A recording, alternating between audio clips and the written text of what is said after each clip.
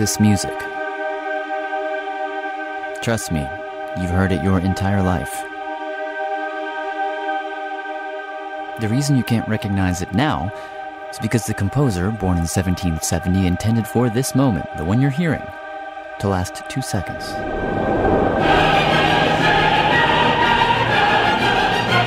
Like that.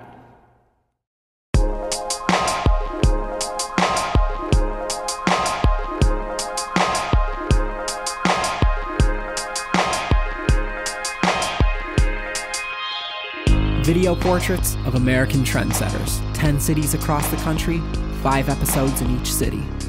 This week, auditory learning and augmented narrative with Jad and Robert at Radiolab.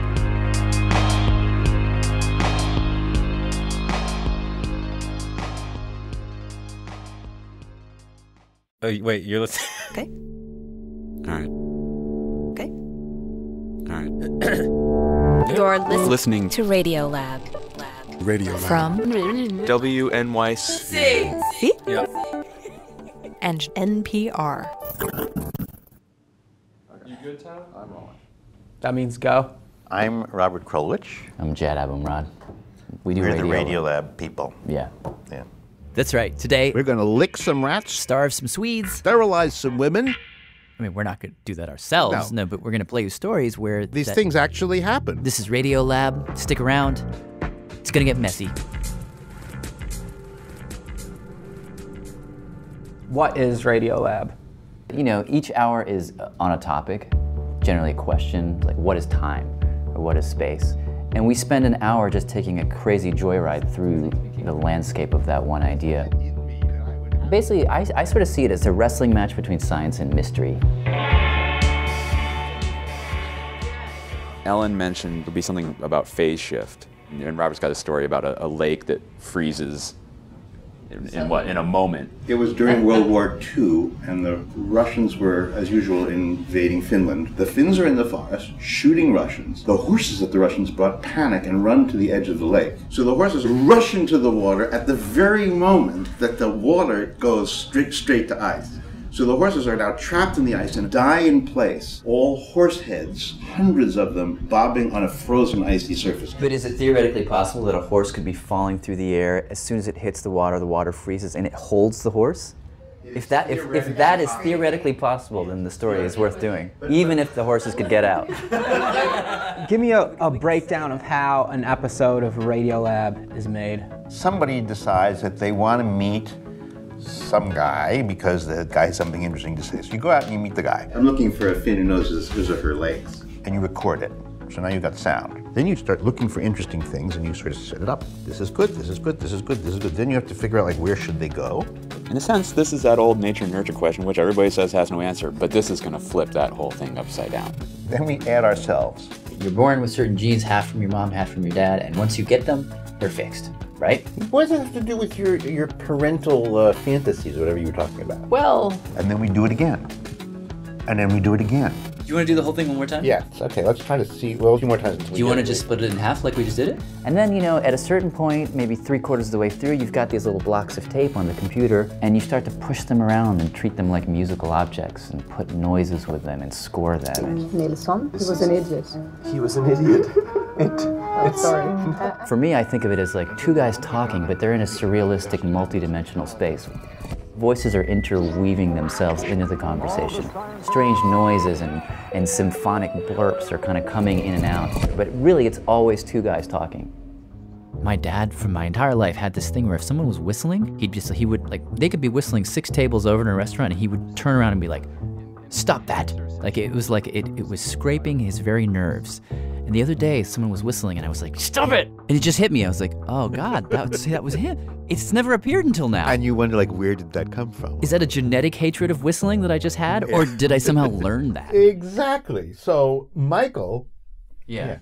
We should do like that. That was a better more... The show needs to feel organic, so I lean a little bit more toward like the classical filmic stuff. And then I sort of have an unending love affair with techno and electronic music. So all these things kind of come together. We think of time being to do with clocks. In fact, for most of the world, for most of history, time has been absolutely embedded in nature in some beautiful ways. People talk about the sound of the show as embroidery, but it's actually not. It's, in some sense, it's like the lenses through which we see these ideas.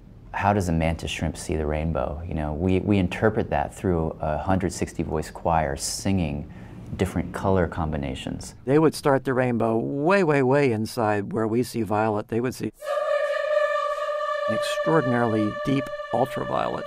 And then they would go on through several kinds of ultraviolet, probably 5 or 6 kinds of ultraviolet. And then they would get to violet, which is now they're reaching our colors, and go through violet and violet blue and blue green. Where they have those green, blue blues as well? Yep. And then they would go out into the reds. So they would be about as red as us when they got to the red end. But only in the reds. Yeah. Continuing? No, we're good. Tell me how Radiolab has evolved beyond just a radio show. Well, you know, we began as a radio show, and we expanded to be a podcast, and now we're a live show. Hello, hello. Hello. How you guys doing? What we're going to talk about first is basically like, what do we take forward from In the Dark into the next Radiolab live show? This is one of those activities where you iterate as many separate, discrete ideas. So I'll start comedian, comedy. Really like that element. Every moment of light and dark is a miracle. I guess you could say I have a pretty low threshold for miracles. For me, the eye demonstration, the moment, bam, the lens, and you see something, it's an idea that happens in your head that's happening in front of you that's a physical, visual thing. It's all like slam. Moments of collective action, LED.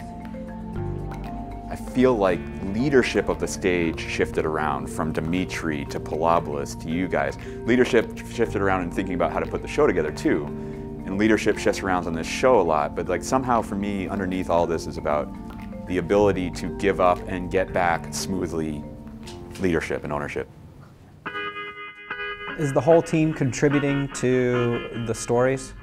Yeah, it's very, like the editorial process is really broad. The sensibility is defined by Robert and I, but Soren Wheeler basically is there for every conversation. Each producer is working on 1 to 3 stories at any given time.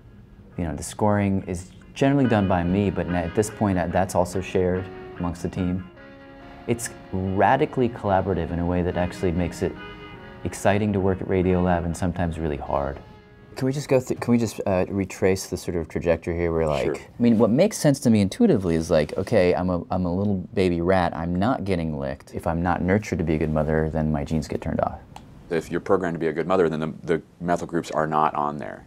But over time, unless I'm getting licked. Unless you're getting licked. But that's so such like, a harder story to tell. I know. We got both of you going into deep think mode. It's never a good thing when we're both writing at the same time. You're going totally different directions. 180 probably. What do you have so far? Let's compare notes. Mom's licking activates serotonin.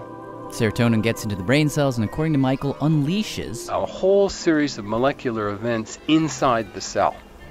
The critical part of this is that all these changes wake up this little gang of proteins known as transcription factors. And if they see methyl groups sitting on that bit of DNA, they are pissed. And so they bring a lot of friends to the party. And they all go down to the DNA, surround that methyl, and just pow! Do you need us to be more succinct? We could be. That's a yes.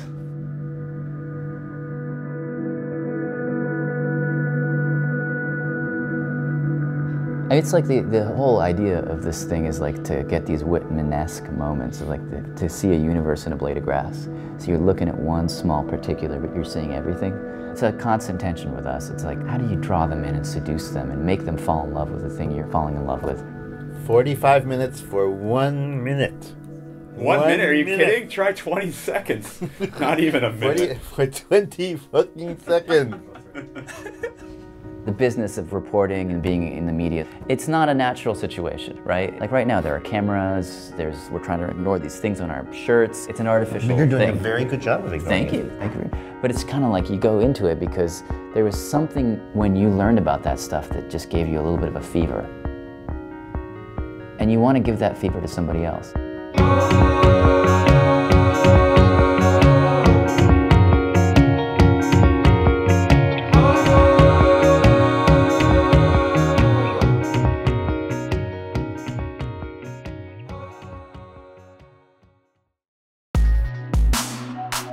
this was our last episode. We appreciate our viewers deeply and the people that are watching the show in the future that have not actually manifested in present time, therefore their comments do not exist, nor their plays.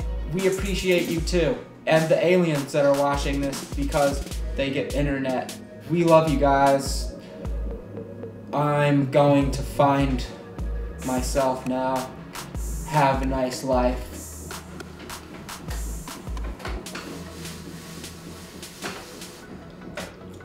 What else do we have to do?